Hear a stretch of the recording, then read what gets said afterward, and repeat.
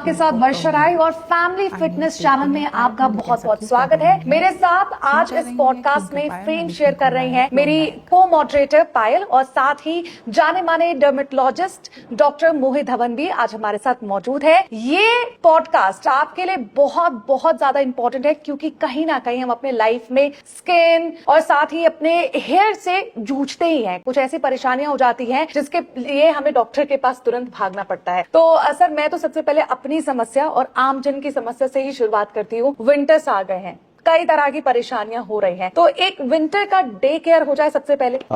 Thanks for inviting me. तो madam, जैसे आपने बात की कि मैं अपने लिए पूछ रही हूँ, तो बिल्कुल हर पेशेंट्स का यही है कि मैं अपने लिए पूछ रहा हूँ कि जो एक्सटर्नल लेयर है स्किन, उस पे ही आना है। तो इसलिए हम ये कहते हैं कि अगर आपकी स्किन ठीक है तो आपके बाकी ऑर्गन्स भी ठीक ही हैं, और अगर आपका बैरियर स्किन ही ठीक नहीं है तो फिर कुछ भी ठीक नहीं है। क्योंकि सबसे ज्यादा जो मेडिसिन हैं या एनवायरमेंटल पॉल्यूटेंट्स हैं वो सबसे ज्यादा स्किन के थ्रू ही अंदर एंटर करते हैं। तो अगर हमारा स्किन का जो ऊपर का बैरियर है वो ठीक है तो हम ये मान के चलते हैं कि आपकी स्किन, बॉडी सब कुछ हेल्दी रहे। मॉर्निंग रूटीन में हम ये एडवाइस करते हैं कि पेशेंट्स का सबसे पहले हमारे पास क्वेश्चन आता है कि सर मैं कौन सा सोप यूज करूं, कौन सा बॉडी वॉश यूज करूं। इससे कॉमन थिंग। तो हम ये पेशेंट को बोलते हैं कि सर अगर तो या मैडम आपकी अगर स्किन ड्राई है तो आप सोप कम से कम यूज करिए, बिल्कुल, या यूज ही मत करिए। पेशेंट की सबसे बड़ी मिथ क्या है कि मैं डिटोल, सेवलॉन, लाइफ बॉय लूंगा तो मेरे बॉडी पे जितने भी बैक्टीरिया हैं वो खत्म हो जाएंगे, जबकि ऐसा नहीं है।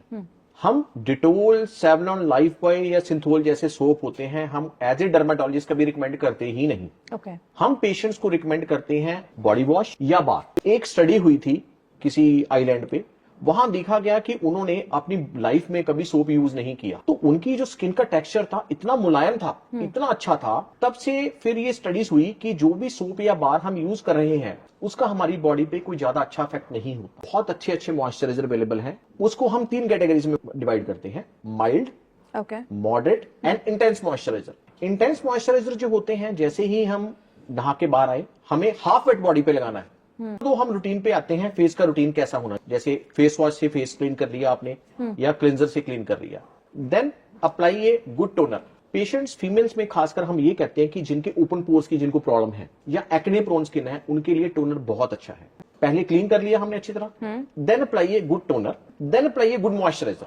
अगर आपको सही प्रोटेक्शन चाहिए तो आप उसको रीअप्लाई करें। जैसे पहले घर से निकलने से 15 मिनट पहले पेशेंट क्या करते हैं, जल्दी जल्दी में अप्लाई किया देन गो, लेकिन उसका कोई बेनिफिट नहीं है। हम पेशेंट को ये कहते हैं कि कम से कम आप 15 मिनट पहले फुल फेस पे उसको अप्लाई करिए। ये ऑब्जर्वेशन के लिए कि ऑब्जर्व कर ले स्किन पे, यस, प्रॉपर अब्सॉर्ब हो जाए। उसका इफेक्ट, जो सही इफेक्ट है, 10 से 15 मिनट बाद ही आता है। इसलिए हम कहते हैं कि घर से निकलने से कम 15 मिनट पहले आप अप्लाई करिए। इसमें भी ये देखा गया है कि कई पेशेंट्स हमारे पास कंप्लेंट करते हैं, बड़ी कॉमन है, कि मैंने सनस्क्रीन अप्लाई किया, उसके बाद मेरा चेहरा और काला हो गया।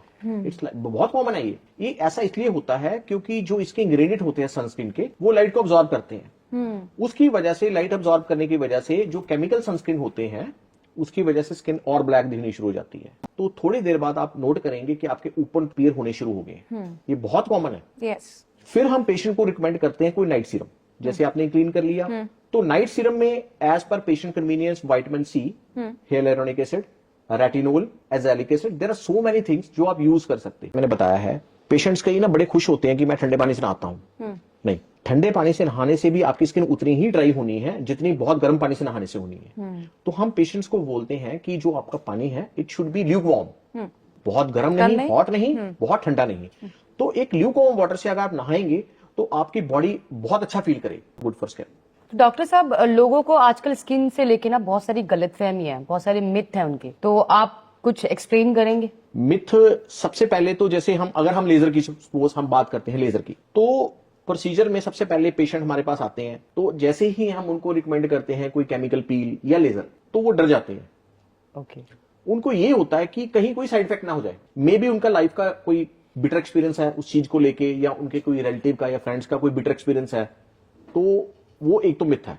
तो पेशेंट सबसे पहले बार बार यही क्वेश्चन उनका रिपीट होता है कि इसका कोई साइड इफेक्ट तो नहीं है। तो हमारा आंसर क्या है, अगर ये कोई ट्रेन डर्मेटोलॉजिस्ट करता है या अपने सुपरविजन के अंडर करवाता है तो इसका कोई साइड इफेक्ट नहीं है। क्योंकि एक डर्मेटोलॉजिस्ट ने पूरी लाइफ अपनी लगा दी स्टडी में आपकी स्किन को पढ़ने के लिए, तो वही आपको प्रॉपर गाइड कर पाएगा कि कौन सी लेजर आपको करवानी चाहिए भी कि नहीं करवानी चाहिए, और अगर करवानी चाहिए तो कितने इंटेंसिटी पे करवानी चाहिए और कब कब करवानी चाहिए। पेशेंट्स का चलो ये तो हो गया कि साइड इफेक्ट का हमने उनको कन्विंस कर दिया।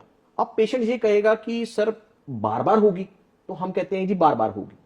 अब लेजर हेयर रिमूवल है, पेशेंट्स की फर्स्ट क्वेरी क्या है कि सर क्या हम एक बार में करेंगे तो ये हेयर चले जाएंगे? हम कहते हैं जी नहीं जाएंगे। क्या ये 100% चले जाएंगे? हम कहते हैं 100% नहीं जाएंगे। This is called laser hair reduction, not removal.